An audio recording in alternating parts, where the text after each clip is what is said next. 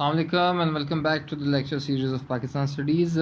آج کے لیکچر میں جو ہے وہ ہم دوسرا حصہ دیکھیں گے ایوب خان کے رجیم کا 1958 سے 1969 تک.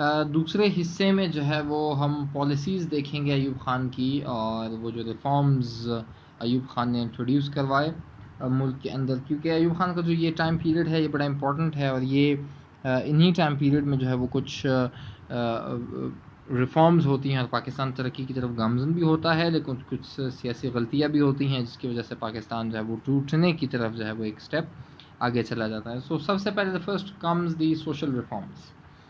Ayub promulgated the Muslim Family Law Ordinance on July 15, 1961. It was concerned with the four issues of divorce, polygamy, child marriage and inheritance. Part 1 میں میں نے آپ کو سمجھایا تھا کہ ایوب خان علی گڑھ کالج گئے تھے، وہاں جو ہے ایک ماڈرنسٹ سوچ کے تحت جو ہے وہ ان کی ایک گرومنگ ہوئی اور اس اپ برنگنگ کی وجہ سے جو تھے وہ ایوب خان کی جو پالیسیز تھی وہ ماڈرنسٹ تھی ساری کی ساری. تو 15 جولائی 1961 کو جو ہے وہ ایوب خان مسلم فیملی لا آرڈیننس جو ہے وہ پروملگیٹ کرتے ہیں. سب سے پہلے تو میں آپ کو سمجھاؤں کہ آرڈیننس ہے کیا چیز. ایک بنتا ہے قانون، لا، اس کو اسٹیچیوٹ بھی کہتے ہیں اور اس کو پارلیمنٹری ایکٹ بھی کہہ سکتے ہیں ہم. وہ ہوتا کس طرح سے ہے کہ جو اسمبلی ہے، جو نیشنل اسمبلی اور سینٹ ہے، وہاں پہ کوئی بھی شخص اٹھ کر کہتا ہے کہ یہ مسئلہ ہے، اس مسئلے کے بارے میں یہ قانون بننا چاہیے، وہ یہ پروپوزل دے دیتا ہے. وہ پروپوزل پھر جاتا ہے کمیٹی کے پاس جو اسٹینڈنگ کمیٹی ہے، اور اسٹینڈنگ کمیٹی اس کو ریکروٹ کرتی ہے اور اس کی ریکروٹمنٹ کرتی ہے، اس میں دیکھتی ہے کیا چیز رکھنی ہے کیا چیز نہیں رکھنی، اس کو پورا شیپ دیتی ہے. پھر وہ واپس آتی ہے اس میں پارلیمنٹ میں، اسمبلی میں واپس آتی ہے، اس کے اوپر پھر ڈیبیٹ ہوتی ہے اور ڈیبیٹ ہونے کے بعد جو ہے وہ اس میں کچھ چیزیں اگر وہ ٹھیک ہے تو اس کے اوپر ووٹنگ ہو جاتی ہے، اور ووٹنگ ہونے کے بعد اگر وہ پاس ہو جاتا ہے تو وہ دوسرے ایوان میں، جو دوسرا ہاؤس ہے، اس میں چلا جاتا ہے اور اس میں جانے کے بعد پھر اس پہ ڈیبیٹ ہوتی ہے، اس میں ڈیبیٹ ہونے کے بعد پھر اس پہ ووٹنگ ہوتی ہے، پھر وہاں سے پاس ہو جاتا ہے. اور اگر وہ وہاں سے پاس ہو جاتا ہے تو پھر وہ پریزیڈنٹ کے پاس جاتا ہے، پریزیڈنٹ اس کے اوپر سائن کرتا ہے. تو جس وقت ان ایوان سے یہ پاس ہو کر پریزیڈنٹ کے پاس جاتا ہے اور پریزیڈنٹ اس کے اوپر سائن کر دیتا ہے تو یہ ایکٹ بن جاتا ہے. اس کو ہم اسٹیٹیوٹ بھی کہتے ہیں، اس کو ایکٹ آف پارلیمنٹ بھی کہتے ہیں. لیکن آرڈیننس کی چیز مختلف ہے. آرڈیننس میں جو ہے پریزیڈنٹ کے پاس اختیارات ہوتے ہیں کہ وہ جو ہے وہ کوئی ایسا آرڈر ایشو کرے جو قانون کی حیثیت رکھتا ہو، اس کو پریزیڈنشیل آرڈیننس کہتے ہیں. تو اس میں یہ ہوتا ہے کہ کیبنٹ کی طرف سے کوئی بھی، یا پریزیڈنٹ خود بھی، یا کوئی مشیر یا کوئی وزیر جو ہے وہ کاغذ کے اوپر لکھ لیتا ہے اور پریزیڈنٹ کے پاس بھیج دیتا ہے، پریزیڈنٹ اس کے پاس سائن کر دیتا ہے اور وہ سائن ہو کر گزٹ میں شائع ہو جاتا ہے. گزٹ میں جب شائع ہو جاتا ہے تو وہ آرڈیننس بن جاتا ہے. تو ایوب خان نے بھی جو ہے وہ فیملی لا آرڈیننس ایشو کیا، اور فیملی لا جو آرڈیننس ہے وہ بیسیکلی اس کا تعلق فیملی کے 4 حصوں سے تھا.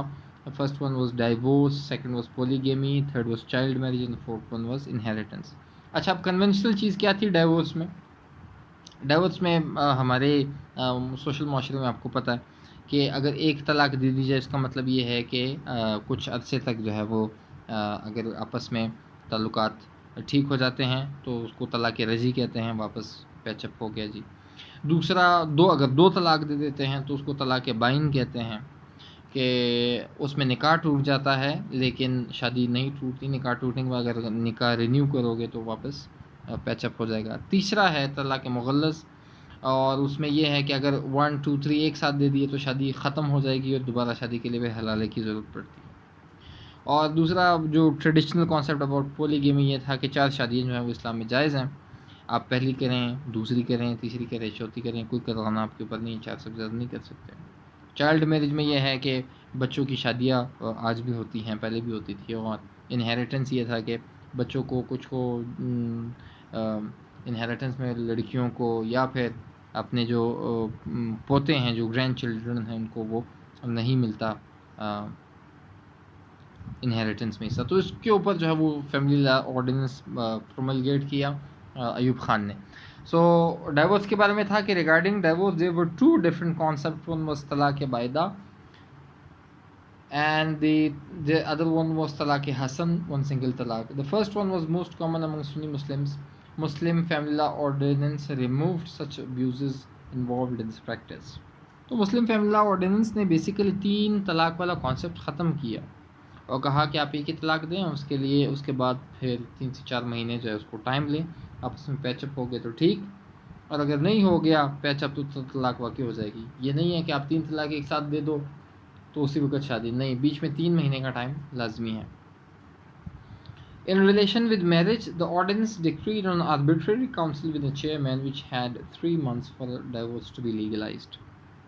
اور وہی جو اس کے بارے میں ہے کہ جو ڈائیورس کے بعد جو شادی ٹوٹ جاتی ہے یہ اس وقت تک نہیں ٹوٹتی جب تک جو آربیٹری کاؤنسل لوگ بنائی گئی تھی یونین کاؤنسل کے لیول پر، وہاں پر اس کے سامنے پیش ہونا تھا. وہاں پر پیش ہونے کے بعد یہ جو آربیٹری کاؤنسل ہے یہ میاں بیوی کے بیچ پیچ اپ کرانے کی کوشش کرے گی، لیکن اگر پیچ اپ نہیں ہوتا ان کو ٹائم دیتی ہے کہ وہ آپس میں خود بات کریں، ان کے بڑوں کو بلاتی ہے اور وغیرہ، ہر طرح کے پیچ اپ کرنے کی کوشش کرتی ہے. لیکن جب وہ نہیں ہوتا تو 3 مہینے بعد طلاق واقع ہو جاتی ہے، اس سے پہلے طلاق واقع نہیں ہوتی. Coming to next slide. Regarding polygamy, there was a law of 4 wives in Sunni Islam, while muta, a temporary marriage in Shia Islam. Muslim Family Law Ordinance restricted it, and its requirement was that permission of the arbitration council would have to be sought if a husband wants to have another marriage. سنیوں کے ہاں جو ہے وہ 4 شادی جائز ہے، 4 شادی وہ کر سکتے ہیں، اور شیعوں کے ہاں جو ہے وہ جو متا ہے جو ایک عارضی نکاح ہوتا ہے، کسی اسپیشلائز سرکمسٹانسز کے اندر جو ہے وہ ایک عارضی نکاح کچھ عرصے کے لیے کر سکتے ہیں، اس کے بعد اس کو واپس توڑ سکتے ہیں. تو یہ متا کا کانسیپٹ اہل تشیع کے یہاں ہے. تو مسلم فیملی لا آرڈیننس نے اس کو ریسٹرکٹ کیا دونوں کو، اور کہا کہ ان دونوں میں آربیٹریشن جو کاؤنسل ہے اس کی اجازت ضروری ہے، اس کی اجازت کے بغیر نہ کوئی شخص دوسری شادی کر سکتا ہے نہ متا کر سکتا ہے. مسلم family law introduced limitation on child marriages that a male must be of 18 and female of 18، کہ لڑکی اگر 14 سال سے کم ہے اس کی شادی نہیں ہو سکتی، اور اگر لڑکا 18 سال سے کم ہے اس کی شادی نہیں ہو سکتی. آج جو ہے وہ اس کو تھوڑا سا چینج کر دیا گیا ہے، لڑکا جو ہے وہ 18 سال کا اور لڑکی 16 سال کی جو ہے وہ اگر نہ ہو تو شادی نہیں ہو سکتی. Muslim family law also gave the rights of inheritance to the orphan grandchildren inheriting a share of their grandfather's estate، کہ مثال کے طور پر اگر کسی کا دادا وفات پا گیا ہے اور اس کے دادا کے جائیداد میں سے پوتے کا جو حق ہے اس کو محفوظ کر دیا جائے، اگر وہ جو پوتا ہے وہ یتیم ہے، یعنی ایک شخص ہے، اس کا بیٹا ہے اور اس کا پوتا ہے، جو گرینڈ فادر ہے اس کے بعد فادر ہے اور اس کے بعد چائلڈ ہے. اگر بیچ میں سے جو فادر ہے اس کی ڈیتھ ہو جاتی ہے تو پوتے کو گرینڈ فادر کے مال میں سے جو ہے وہ انہیریٹنس ملنی چاہیے. یہ عموماً ایسا نہیں ہوتا. اگر کسی کا فادر کی ڈیتھ ہو گئی ہے تو اس کو اس کے جو چاچو ہیں وہ اس کے گرینڈ فادر کے پراپرٹی میں سے اس کو حق نہیں دیتے. تو مسلم فیملی لا آرڈیننس نے جو ہے وہ اس چیز کو ختم کیا اور جو گرینڈ چلڈرن ہیں ان کو ان کا انہیریٹنس کا حق دیا. کنزرویٹو مسلم اوپینین ریگارڈڈ دی Muslim family law ordinance as anti اسلام. جماعت اسلامی، جمعیت علماء اسلام اور ساتھ میں جو اہل سنت، جمعیت علماء پاکستان، جو بریلوی تحریک اور ایون سم ٹو ایکسٹینٹ شیعہ علماء، تمام جو کنزرویٹو جتنے علماء ہیں انہوں نے سب نے جو ہے وہ مسلم فیملی لا آرڈیننس کے خلاف جو ہے وہ اپنے فتوے جاری کیے، اور سب نے کہا کہ یہ اینٹائی اسلام ہے، اس کا اسلام کے ساتھ کوئی تعلق نہیں ہے. وہ بیسیکلی جو تھا وہ پولی گیمی کے اوپر، جو 102-3 شادیوں کے اوپر ان کا سٹانس تھا کہ یہ غیر اسلامی ہے، آپ 4 شادیاں بغیر کسی سے پوچھے کر سکتے ہیں. اور اس طلاق کے اوپر کہ طلاق 1 2 3 اگر ایک ساتھ آپ دے دیں تو پوری طلاق واقع ہو جاتی ہے. 3 مہینے کا جو ٹائم ہے یہ اسلام میں کہیں پہ بھی نہیں ہے. تو اس وجہ سے جو ہے وہ اور یہ جو چائلڈ میرجز کے اوپر جو ایج کی ریسٹرکشن لگائی تھی، اس کے اوپر انہوں نے کہا جی کہ اسلام میں ایسے کوئی شک نہیں ہے، یا آپ جتنی بھی ریسٹرکشنز لگا رہے ہو یہ انٹائی اسلام ہے، اور یہ بغیر اسلام کے جو آپ کر رہے ہو. So this was the Muslim family law ordinance. اور اس آرڈیننس سے جو ہے وہ آپ اندازہ لگا سکتے ہو ایوب خان کے انڈرسٹینڈنگ کا کہ وہ اسلام کو اور باقی جتنے بھی ہمارے سوشل نارمس ہیں وہ ان کو کس نظر سے دیکھتا تھا. Coming to the next slide. The second reforms جو ہم ایوب خان کو ڈسکس کریں گے وہ ان کی اکنامک ڈیولپمنٹ ہے. ایوب خان کے زمانے میں جو ہے وہ کافی جو ہے وہ اکنامک ڈیولپمنٹ ہوئی، کافی جو ہے وہ ترقی ہوئی اور کافی خوشحالی آئی. کبھی آپ کے گھر میں اگر کوئی بزرگ شخصیت ہیں ان سے آپ پوچھیں تو ایوب خان کے زمانے کی وہ آپ کو سٹوری سنائیں گے کہ کتنی خوشحالی تھی اور کتنا جو تھا وہ چیزیں یہاں پر سستی تھی، مہنگائی کوئی نہیں تھی، غریب کو جو تھا وہ سب کچھ چیزیں آرام سے مل جاتی تھیں. وہ اکنامک ڈیولپمنٹ کو بیسیکلی ہم دیکھنے کی کوشش کریں گے. Ayub assumed the chairmanship of the Planning Commission in 1961 and elevated the post of his deputy to central cabinet. Ayub saw economic development as achieving both the aims of modernization and of aiding East-West national integration.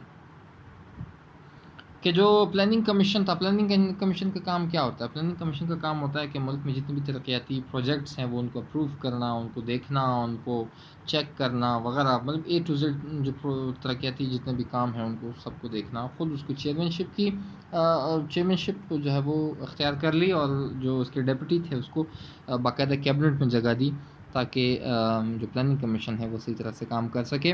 اور ایوب خان صرف economic development کو economic development کے طور پہ نہیں لیتے تھے، بلکہ جو ایسٹ اور ویسٹ، جو ایسٹ بنگال اور ویسٹ پاکستان کے آپس میں جو یہ ہمیشہ ڈیبیٹ ہوتی تھی ڈسپیرٹی کی، کہ دونوں میں جو ہے وہ ڈسپیرٹی ہے، ویسٹ پاکستان زیادہ آگے جا رہا ہے، ایسٹ پاکستان جو ہے وہ آگے نہیں جا رہا.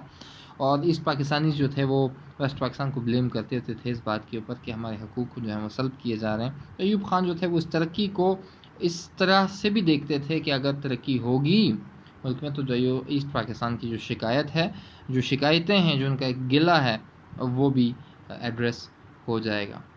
During the second 5-year plan 1960-65 the annual GDP was around 11.5%. 1960 سے 1965 تک پاکستان کی جو G D P gross domestic product جو تھی وہ 11.5% کے حساب سے سالانہ طور پہ رائز ہوتی تھی. اس کا اندازہ اس بات سے لگا لیں کہ آج کل جو پاکستان کی جی ڈی پی گروتھ ہے 2020-21 میں یہ 2.5% اور 3.5%، یہ بھی جو ہے وہ فگرز دیے جا رہے ہیں کہ 3.5% میں آپ دیکھیں پاکستان میں کتنی ترقی ہو رہی ہے، آپ کے سامنے کچھ بھی نہیں ہو رہا. 2.5 تو 11% تو بہت زیادہ ہے. 5% پہ جو ہے وہ 5 to 6% کو سمجھا جاتا ہے کہ یہ بہت اچھی گروتھ ہے. 7% کو کہا جاتا ہے کہ یہ اسٹینڈرڈ گروتھ ہے. اگر 7% سے کوئی ملک گرو کر رہا ہے تو وہ بہت جلد جو ہے وہ ترقی کرے گا، اور 11% تو بہت زیادہ گروتھ ہے. تو 11.5% جو ہے وہ 60 سے 65 میں پاکستان کی گروتھ چل رہی تھی. اور اس زمانے میں پاکستان ہندوستان سے، انڈیا سے گروتھ میں، ترقی میں بہت آگے تھا. Private sector advances were ensured through tax holidays and expansion of trade facilities. اچھا، ایک چیز کو آپ سمجھنے کی کوشش کریں کہ جو ملک چلتا ہے وہ دو سیکٹرز کے حساب سے چلتا ہے، ایک پرائیویٹ سیکٹر، ایک پبلک سیکٹر. پبلک سیکٹر وہ ہوتا ہے جو گورنمنٹ کے انڈر ہوتا ہے، جیسے سرکاری ہسپتال، سرکاری تعلیمی ادارے، جس کو ورڈ ہم سرکاری یوز کرتے ہیں نا، یہ سرکاری دفتر ہے. یہ سارا جو پبلک ہے یہ گورنمنٹ کے انڈر آتا ہے. اور جو پرائیویٹ سیکٹر ہے وہ پرائیویٹ کمپنیز بھی ہو سکتی ہیں، اور پرائیویٹ شخصیات بھی ہو سکتے ہیں، وہ پرائیویٹ جو ہے وہ گروپس بھی ہو سکتے ہیں. تو اس زمانے میں، ایوب خان کے زمانے میں، جو پرائیویٹ سیکٹر تھا وہ بہت زیادہ ایکٹیو تھا پاکستان کی اکانومی کے اندر. کیوں؟ کیونکہ ایوب خان نے جو ہے وہ ان کو مواقع دیے اور ان کے اوپر ٹیکس نہیں لگائے، ان کو جو ہے وہ کریڈٹ کی جو فیسلٹیز ہیں ان کو پرووائڈ کی، جس کی وجہ سے پرائیویٹ سیکٹر نے پاکستان میں بہت کام کیا. بعد میں بھٹو آتا ہے، وہ یہ تمام فیسلٹیز ختم کر دیتا ہے، جس سے پرائیویٹ سیکٹر پاکستان سے مکمل طور پر غائب ہو جاتا ہے اور آج تک جو ہے پرائیویٹ سیکٹر دوبارہ پاکستان میں کئی اچھی طرح سے اسٹیبلش نہیں ہوا. There was also a significant increase in the development of public sector. Public sector میں بہت زیادہ بڑے بڑے انڈسٹریز بنے. جو فیصل آباد کا شہر ہے یہ ایوب خان کے زمانے میں جو ہے وہ انڈسٹریلائزیشن یہاں پر کافی ہوئی. یہ جو بڑے بڑے ڈیمز بنے، تربیلا ڈیم، منگلا ڈیم، یہ سارے ڈیمز جو ہیں وہ ایوب خان کے زمانے میں. سندھ طاس معاہدہ ہندوستان کے ساتھ ہوتا ہے اور وہاں پر پانی کا جو اریگیشن سسٹم ہے وہ بنتا ہے. اور ساتھ ساتھ میں جو ہے یہ جو انڈسٹریل ہے کراچی میں، فورگیٹنگ دا نیم، یہ رشیا کے جو ہے وہ کوآپریشن سے جو ہے وہ بنتا ہے اور پاکستان ڈیفنس کے حوالے سے بھی کافی اخراجات کرتا ہے. تو پبلک جو سیکٹر ہے اس میں کافی ترقی ہوتی ہے. For this purpose industrial development bank of Pakistan and Pakistan industrial and credit and investment corporation was established. چونکہ انڈسٹریز کا کام کیا ہے کہ وہ مٹیریل بنائیں اور مٹیریل بنانے کے بعد اس کو ایکسپورٹ کریں. وہ ملک سے باہر ایکسپورٹ جائیں گی تو ملک میں جو ہے وہ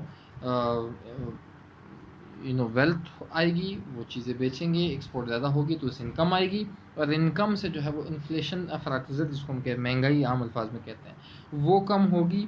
اور مہنگائی کے کم ہونے سے جو ہے وہ لوگوں کا جو لیونگ سٹینڈرڈ ہے وہ اوپر ہو جائے گا اور عام عوام تک جو ہے وہ تمام جو کموڈیٹیز ہیں وہ اس کا ایکسیس مل جائے گا.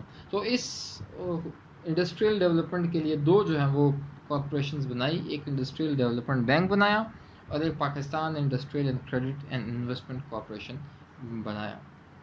This also created disparities among the two wings as East Pakistan only received 22% loans of PICIC. یہاں پر چونکہ ایک چیز انڈرسٹینڈ کرنے کی ضرورت ہے کہ جو پالیسی میکنگ میں لوگ بیٹھے ہوئے ہیں، ایوب خان ہے، ساتھ میں اس کی پوری کیبنٹ ہے، اس میں فوج ہے، اس میں بیوروکریسیز ہیں، ان میں جو پنجاب ہے اور جو ویسٹ پاکستان کے لوگ ہیں یہ زیادہ ہیں، ایسٹ پاکستان کے لوگ اتنے نہیں ہیں. تو جتنے بھی پالیسیز بنتے ہیں اس پالیسیز کے بننے میں جو ویسٹ پاکستان کا انفلوئنس زیادہ ہونے کی وجہ سے یہاں کے لوگوں کا شیئر بھی جو ہے وہ زیادہ ہوتا جا رہا ہے. اور جو ایسٹ پاکستان ہے وہاں پر ویسے بھی ایگریرین لینڈز ہیں سارے کے سارے، وہاں پر انڈسٹریل لینڈز زیادہ ہیں نہیں، تو اس لیے وہاں پر انٹرسٹ بھی جو رولنگ ایلیٹ ہے اس کا ایسٹ پاکستان میں کم ہے. اس کی وجہ سے کیا ہوا کہ ایسٹ اور ویسٹ کے درمیان ڈسپیرٹیز بنے اور یہ ایسٹ پاکستان میں انہوں نے اس بات کی شکایت کی کہ ہمیں جو ہے وہ نظر انداز کیا جا رہا ہے. Therefore, the annual growth of East Pakistan during the 1959-62 to 1964-65 was far behind at 3.2% and 7.2% respectively. اگر دیکھا جائے کہ پاکستان کا جو ویسٹ پاکستان کی جو ترقی ہے وہ 7.2% کے حساب سے ہو رہی ہے اور جو ایسٹ پاکستان ہے اس کی 3.2% کے حساب سے ہو رہی ہے. تو یہ جو ترقی، جو فگرز میں ترقی آپ کو نظر آ رہی ہے اس میں ڈسپیرٹی ہے. تو اوبویسلی گراؤنڈ پر بھی وہاں پر غربت بھی زیادہ ہوگی، وہاں پر انڈسٹریز بھی کم ہوں گے، وہاں پر ایگریکلچر بھی ٹھیک نہیں ہوگی، وہاں کے لوگوں کے جو سوشل کنڈیشنز ہیں وہ بھی ٹھیک نہیں ہوں گے as compare to West Pakistan. اس سے کیا ہوتا ہے؟ اس سے یہ ہوتا ہے کہ سیاسی طور پر جو ان کی لیڈرشپ ہے اس کے اندر ایک غصہ پایا جاتا ہے اور ایک ناراضگی پائی جاتی ہے، جو کہ بعد میں آپ کو یہ ناراضگی جنگ کی صورت میں نظر آ جائے گی 1971 میں جب ہم سے ایسٹ پاکستان علیحدہ ہو جاتا ہے. اسی زمانے میں Pakistan received massive funds from USA, Japan and west and world bank as it focused more industrialization. اسی زمانے میں US جو ہے وہ کافی فنڈ کرتا ہے پاکستان کو، جاپان بھی کرتا ہے اور ویسٹ بھی کرتا ہے، اس وجہ سے کیونکہ پاکستان ایک لبرلائزیشن کی طرف جا رہے ہیں اور ویسٹ جو ہے وہ لبرلائزیشن کو زیادہ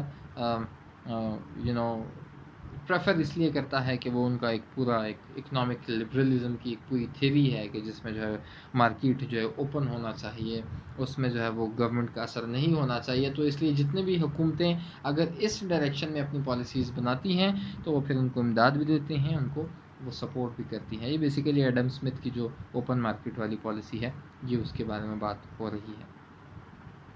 لیکن اس سے ایک یہ ہوا کہ the elite reaped the advantages of the rapid growth while the bulk of the population had to bear its burdens.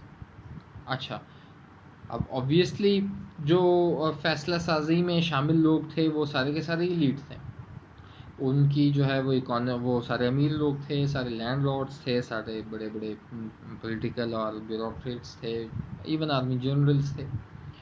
تو جتنے بھی پالیسی ہوئی، جتنی بھی ترقی ہوئی ملک کے اندر، اس سب کا جو فائدہ ہوا وہ کن کو ہوا؟ وہ ایلیٹ کو ہوا. کیوں؟ کیونکہ ایلیٹ کے پاس بڑے بڑے کارپوریشنز ہوتے ہیں، ایلیٹ ہی جو ہے وہ انڈسٹری ہوتی ہے، ایلیٹ ہی کے پاس جو ہے بڑی بڑی زمینیں اور جاگیریں ہوتی ہیں. تو جتنی بھی پالیسی بنی، اس پالیسی سے جتنی بھی ترقی ہوئی، جتنے بھی انڈسٹریز اور زمینوں کو فائدہ ہوا، تو انڈائریکٹلی وہ فائدہ کس کو تھا؟ وہ ایلیٹ کو تھا. اور جو غریب عوام ہیں، جو کامن لوگ ہیں، جو ایک ریڈی بان ہے، جو ایک مزدور ہے، جو ایک کسان ہے، ان کی زندگی میں کوئی زیادہ فرق نہیں آیا. اس کو ہم کہتے ہیں trickle down effect. Trickle down effect سے مراد یہ ہے کہ اگر اوپر اکانومی اچھی طرح سے پرفارم کر رہی ہے، جیسے کہ فگرز میں نے آپ کو بتایا 11.5 GDP ہے، ایکسپورٹ بھی بڑھ رہے ہیں، سب کچھ اچھا ہو رہا ہے، اگر اس کا ایفیکٹ نیچے لوگوں تک نہیں آتا، کامن مین تک، ایک عام بندے کی زندگی جو ہے وہ ٹھیک نہیں ہوتی، تو اس اکانومی کا کوئی فائدہ نہیں ہے پھر. تو اگر اوپر کا جو فائدہ ہے وہ نیچے تک پہنچ جاتا ہے، اس کو ہم ٹرکل ڈاؤن ایفیکٹ کہتے ہیں. تو ایوب خان کے زمانے میں یہ ٹرکل ڈاؤن ایفیکٹ نہیں تھا. The impoverishment increased as its level rose from 8.65 million to 9.33 million in 1963-68.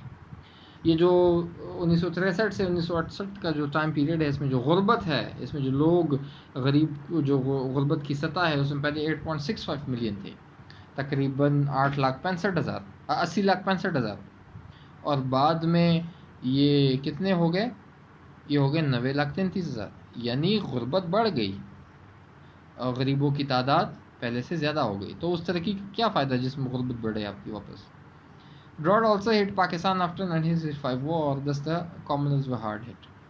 کوئی بھی ملک کے اوپر اگر مسئلہ آتا ہے، ملک کے اوپر کوئی ایشو آتا ہے، اس کے جو سب سے زیادہ اثر انداز ہوتے ہیں وہ عام اور غریب عوام ہوتی ہے. کیوں؟ کیونکہ ان کے پاس سروائیول کے لیے، سیکیورٹی کے لیے کوئی چیز موجود نہیں آتی.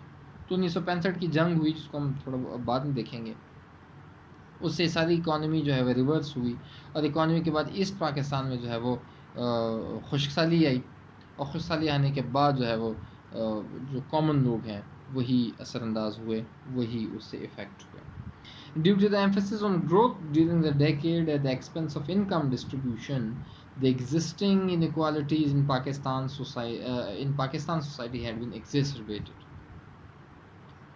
کہ ایوب خان کا جو ایمفیسس تھا وہ کس کے اوپر تھا؟ گروتھ کے اوپر تھا، کہ ترقی کرو جی، ترقی کرو، ڈیولپمنٹ کرو، یہ کرو، وہ بنو. لیکن ایک چیز وہ بھول گئے، ایک چیز کو وہ نظر انداز کر گئے، کہ انکم ڈسٹریبیوشن، کہ جتنی آپ ترقی کر رہے ہو، جتنی گروتھ آپ کر رہے ہو، جتنے کارخانے آپ لگا رہے ہو، اس سے جتنا پیسہ آ رہا ہے، جتنا انکم ملک میں آ رہا ہے، جتنا آپ ٹریڈ کر رہے ہو، اس سے ملک میں جتنا پیسہ آ رہا ہے، اب وہ پیسہ اوبیسلی ڈسٹریبیوٹ ہونا ہے نا عام عوام میں. وہ جو ڈسٹریبیوشن ہے، وہ ڈسٹریبیوشن ٹھیک طریقے سے نہیں ہوئی. غریبوں کو حصہ نہیں ملا، ایسٹ پاکستان کے لوگوں کو حصہ نہیں ملا، کچھ لمیٹڈ جو امیر لوگ تھے، جو ایوب خان کی کلوز سرکل میں تھے، ان کو ملا.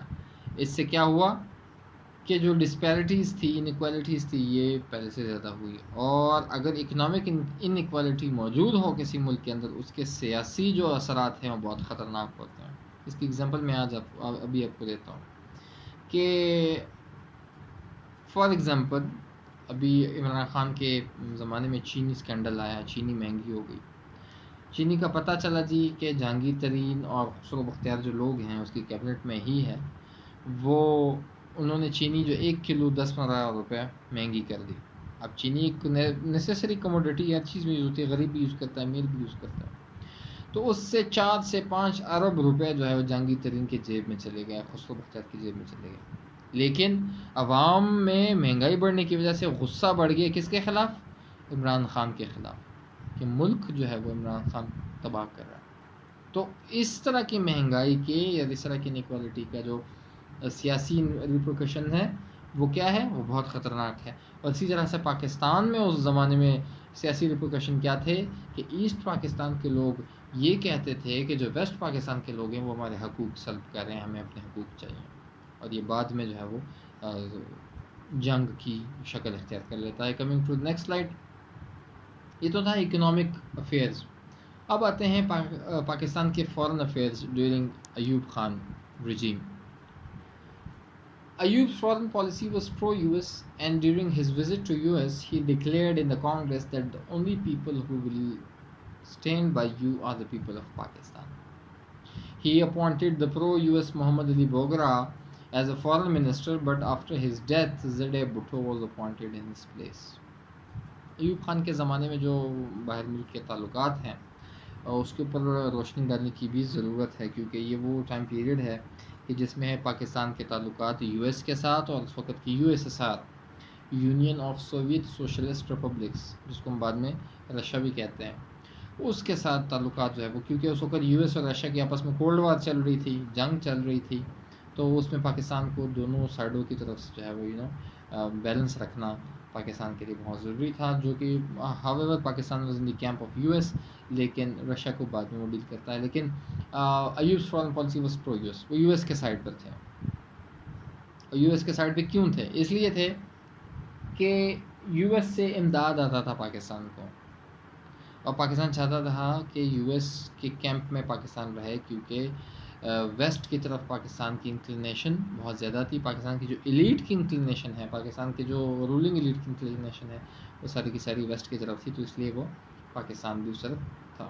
اور اسی ضمن میں اس نے محمد علی بوگرا جو تھے اس کو فارن منسٹر بنایا، لیکن جب ان کی ڈیتھ ہوگی تو زیڈے بھٹو کو بعد میں فارن منسٹر بنایا. Bhutto's anti Indian image had made him hero of Pakistan. Moreover, his inclination towards China and USSR was also a cause of his championship, as he was anti-US also. جس وقت بھٹو جو ہے وہ فارن منسٹر بنتا ہے، بھٹو ایک بڑی ڈائنامک پرسنالٹی کے مالک تھے. بھٹو ایک بہت زیادہ انفلوئنشل شخصیت کے مالک تھے. تو جس وقت وہ فارن منسٹر بنے ایوب خان کے زمانے میں، ان کا جو فارن پالیسی کے اوپر اثر ہے وہ بڑا اسٹرانگ ہے. وہ ایک اینٹائی انڈیا، ان کا انڈیا کے خلاف ایک پورا ایک کنسٹرکٹڈ امیج تھا. دوسرا وہ یہ بھی کہتا تھا کہ آپ یو ایس کے جو ہے وہ پرو اتنا زیادہ نہ ہو کہ آپ یو ایس ایس آر کو اور چائنا کو جو ہے وہ بھول جائیں. تو اس لیے وہ سی کے فارن منسٹر بننے کے بعد جو ہے وہ یو ایس ایس آر کے ساتھ بھی تعلقات جو ہیں وہ بحال ہو جاتے ہیں، اور یو ایس کے ساتھ جو ہے ایک ٹائپ آف سرد مہری آ جاتی ہے جس وقت ایوب جو ہے زیڈے بھٹو جو ہے وہ فارن منسٹر بنتا ہے. When war began between China and India, India accepted the aid from West. Therefore, in response, Pakistan started establishing relations with the USSR. اچھا، پاکستان کی جو فارن پالیسی ہے وہ انڈیا سے بھی بہت زیادہ متاثر ہوتی ہے، کیونکہ ہمارا جو ہم نے قومی طور پہ یہ ڈکلیئر کیا ہوا ہے کہ ہمارا جو دشمن ہے وہ انڈیا ہے، اس لیے ہم نے ہندوستان سے بچنا ہے، ہندوستان کے تمام پالیسیز کو شک کی نگاہ سے دیکھنا ہے، اور ہندوستان کو جو ہے وہ ہر اسٹیج پہ کاؤنٹر کرنا ہے. تو 1962 میں چائنا اور انڈیا کے درمیان جنگ ہوتی ہے، اور اس جنگ میں یو ایس جو ہے وہ چائنا کے خلاف انڈیا کو امداد فراہم کرتا ہے. اب چونکہ پاکستان ہمیشہ یو ایس کے سائڈ پہ رہا اور انڈیا جو تھا وہ یو ایس ایس آر کے سائڈ پہ ہوتا تھا، تو جس وقت یو ایس نے امداد دی ہندوستان کو چائنا کے خلاف، یہ بات پاکستان کو بہت بری لگی. انہوں نے کہا کہ ہم آپ کے ساتھ ہمیشہ ہوتے تھے، اگر آپ ہندوستان کو امداد دے رہے ہو، کل کو یہ امداد ہمارے خلاف یوز ہو جائے گی. تو اس کے بدلے میں پاکستان نے پھر یو ایس ایس آر کے ساتھ جو ہے وہ تعلقات بنائے. یو ایس ایس آر نے پاکستان کی مدد بھی کی. Coming to next slide.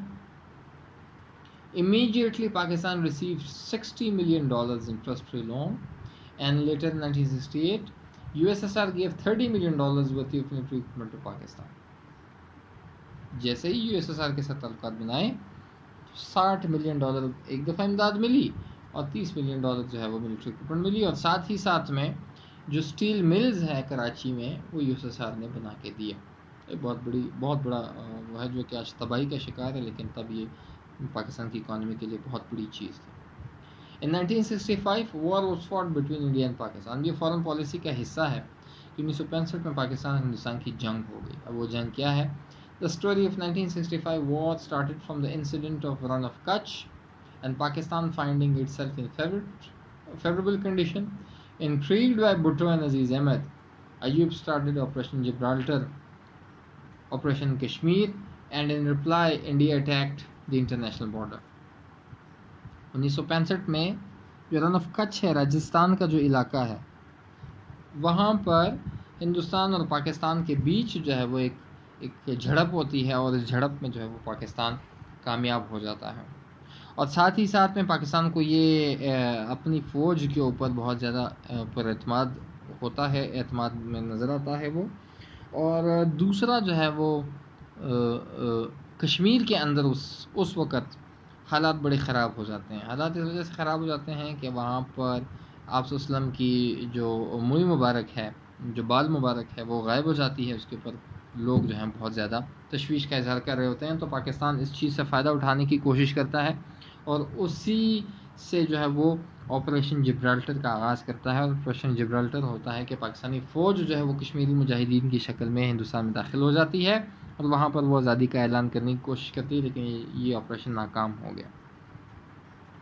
तो जैसे ही हिंदुस्तान को पता लगता है कि ये पाकिस्तान के फ़ौजी हैं जो आए हैं, तो उन्होंने डायरेक्ट जो है वो पाकिस्तान में इंटरनेशनल बॉर्डर के ऊपर हमला किया। तो जिस वक्त इंटरनेशनल बॉर्डर को 6 सितंबर को हमला किया, तो United nation security council passed resolutions on 4 and 6 September and demanded immediate cease fire.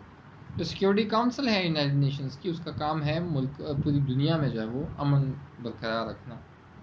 तो उन्होंने रेजोल्यूशन पास किया, और उन्होंने पाकिस्तान और हिंदुस्तान के ऊपर ज़ोर दिया कि आप जो है वो जंग बंदी करें, आप सीज़ फायर करें, ख़त्म करें। इसके नतीजे में Ayub announced seize fire on 22 September. After the war Tashkent declaration was signed. तकरीबन ये 13 से 14 दिन के जो है वो जंग चली, और जंग चलने के बाद जो है वो अयूब खान 22 सितंबर को जो है वो सीज़ फायर डिक्लेयर कर देते हैं। अब ये जो जंग है 1965 की, उसको थोड़ा सा देखने की ज़रूरत है। हमारी जो नेशनल्स डिस्कोर्स है उसमें ये दिखाया गया है कि जो 1965 की जंग है वो पाकिस्तान ने जीती। हालांकि उसको हम टेक्निकल ज़बान में स्टेलमेट कहते हैं कि ना हम जीते ना हम हारे, बल्कि एक स्टेलमेट था दोनों की तरफ से जो है वो। और दोनों के बीच सुलह फिर USSR ने करवाई, और ताशकंद में जो है वहाँ पर डिक्लेरेशन साइन हो गया प्रेसिडेंट अयूब के दरमियान और इंडियन प्राइम मिनिस्टर शास्त्री के दरमियान। तो जब ये डिक्लेरेशन साइन हो जाता है,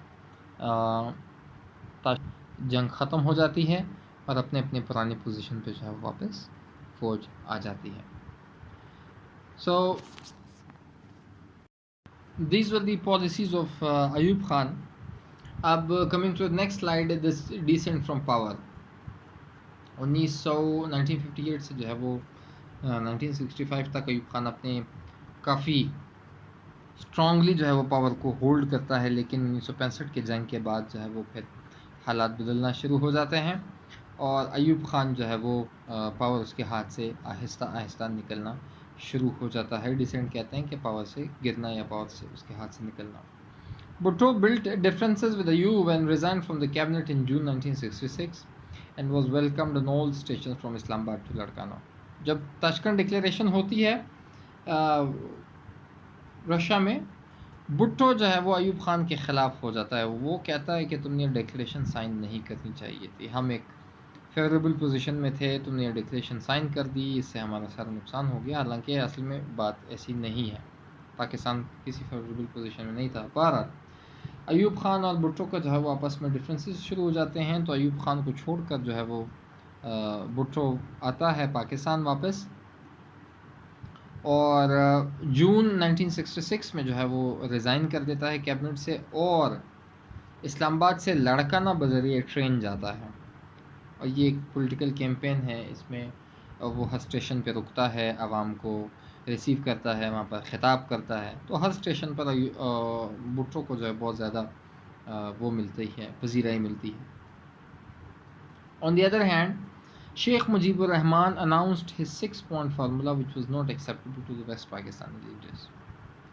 दूसरी तरफ जो है वो शेख मुजीबुर रहमान जो कि अवामी लीग के सरबराह होते हैं, और अवामी लीग ईस्ट पाकिस्तान की सबसे मकबूल जमात के तौर पर उभरती है, और शेख मुजीबुर रहमान उस अवामी लीग के सबसे मकबूल लीडर के तौर पर सामने आते हैं, और वो अपना 6-point फार्मूला जो है वो देते हैं। 6-point फार्मूला को जो है वो नेक्स्ट लेक्चर में हम ज़्यादा इन डिटेल देखेंगे, लेकिन यहाँ सिर्फ इतना मुख्तसर کہ وہ زیادہ پروونشل اٹانومی اور اپنے ریسورسز کے اوپر اختیارات کا جو ہے ایک فارمولہ تھا جو شیخ مجیب الرحمن نے پیش کیا. تو یہ جو فارمولہ تھا یہ ویسٹ پاکستانی لیڈرز کو بالکل ایکسیپٹیبل نہیں تھا, اسپیشلی اسٹیبلشمنٹ کو تو بالکل نہیں تھا, کیونکہ اس سمے ان کو خطرہ تھا کہ اگر یہ 6 پوائنٹ فارمولہ کہیں سے امپلیمنٹ ہو گیا تو یہ پاکستان ٹوٹنے کے قریب ہوگا. لیکن یہ جس وقت 1967 میں جو ہے وہ 66 میں پروبیبلی جب یہ فارمولہ پیش کرتا ہے شیخ مجیب الرحمن کو, اس کو اتنا زیادہ سیریس نہیں لیتا. 15 months later, in November 1967, a new opposition party was launched by the name of Pakistan People's Party, and in the first convention, the concept of Islamic Musawat was given.